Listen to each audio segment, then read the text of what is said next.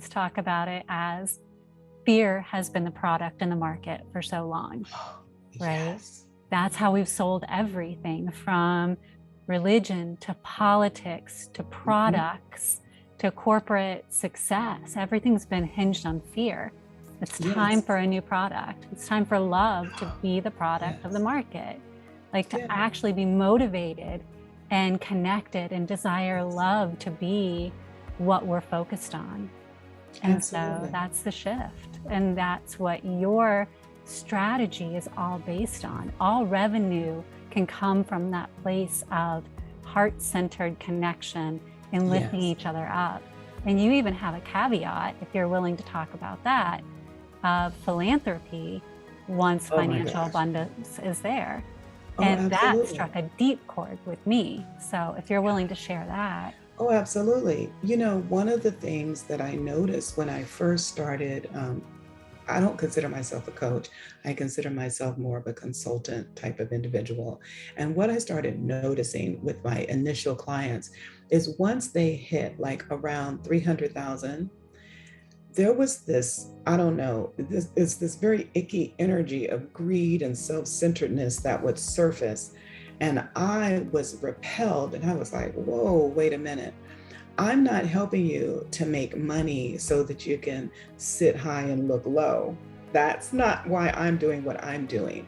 And at first, people would say to me that I was being very judgmental because I would say, I don't want to work with you if you don't have a partner in terms of who are you going to leave your money to, or who are you giving your money to? Who are you supporting with your time, money, and energy? So, for example, my work has been with the Dallas Children's Advocacy Center. So I would say to people, you know, this is an initiative that you can support not only with your money, but with your time and your energy. You can bring your clients, for example, say to a Habitat for Humanity and help to build a house. And people would say to me, you don't get to tell me how to spend my money. And I said, and I don't have to help you figure out how to make money either if you're not going to share and recognize that at the end of the day, you can't sit in your multi-million dollar house, right, next to a low income type of neighborhood and be okay. Like we're not all up in that situation. We're all down, you know, because at the end of the day, there's this a lack. It goes back to what I was saying earlier. It's a lack of recognition of the humanity of all. Every person deserves to be seen, heard, known, understood, loved, valued, respected, and appreciated. And I think it's really important that we recognize that we should be grateful for what we have, and we also need to share.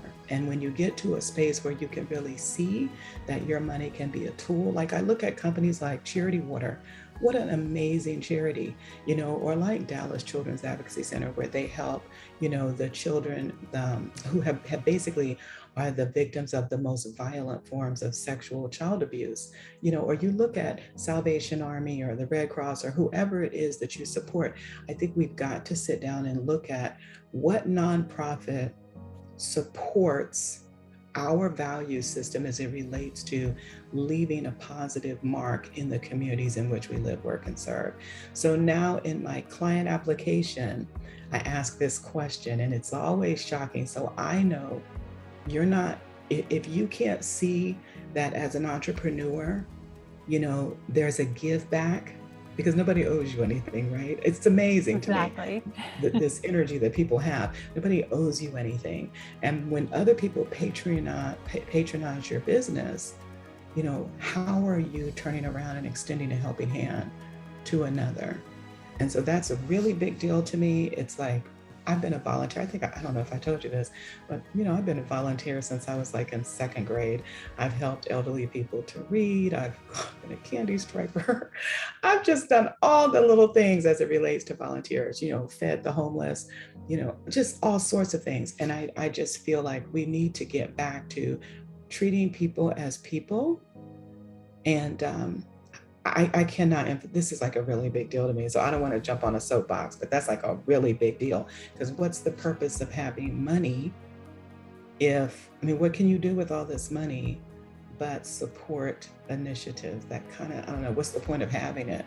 I mean, yeah, I live in a nice house and drive a nice car and all that, but you can only drive one car at a time You know what I'm saying? And you can only wear one outfit at a time, one pair of shoes at a time.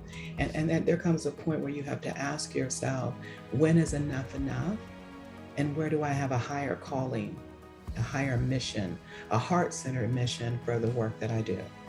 And so I'm happy to see, with the great reset of the pandemic, I see so many wonderful women and men who are looking at their businesses and they're saying, you know what?